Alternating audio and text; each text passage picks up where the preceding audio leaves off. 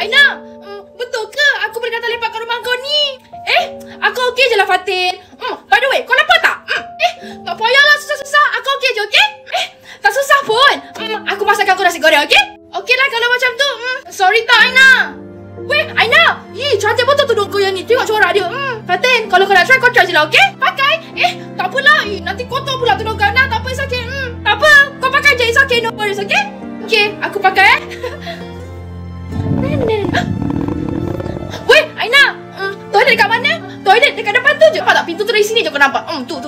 Teman aku boleh tak pergi toilet? Lah Fatin, takkan aku nak teman kau sampai dalam toilet? Segan lah. Nanti ada yang kau ke, abang kau ke. Yalah, jom. Thank you. Assalamualaikum. Boy, terkejut aku. Kau buat apa kat sini gila? Kau ajak saya sikit. Aku nak baring lah. Sana. Kau tahu tak? Bosan gila dekat rumah. Dengan kat rumah aku tak ada orang pula tu. Aku dah tak ada sini. Siapa yang buka pintu kau? Aku kan ada kunci rumah kau.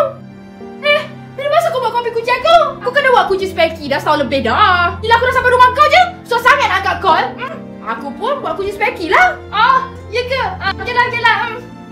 Weh, Aina, aku lapar lah. Aku ada masak apa tak? Tadi mak aku masak sambal petai king crab, wagyu masak kicap, lepas tu salmon masak tempoyak. Sedapnya. Aku pergi dapur kau sekejap pergilah. Tak ada siapa nak makan dah tu. Lapar.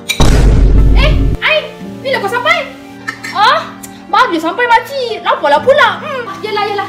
Tu, makcik ada masak lauk simple-simple je pergi makan Ya ke makcik? Sedar saya tengok semua lauk makcik tadi. Yelah, pergilah makan sampai kenyang ya. Makcik, tolong gorengkan untuk saya boleh? Yelah, makcik gorengkan telur ya. Kejap ya, aku Terima kasih makcik.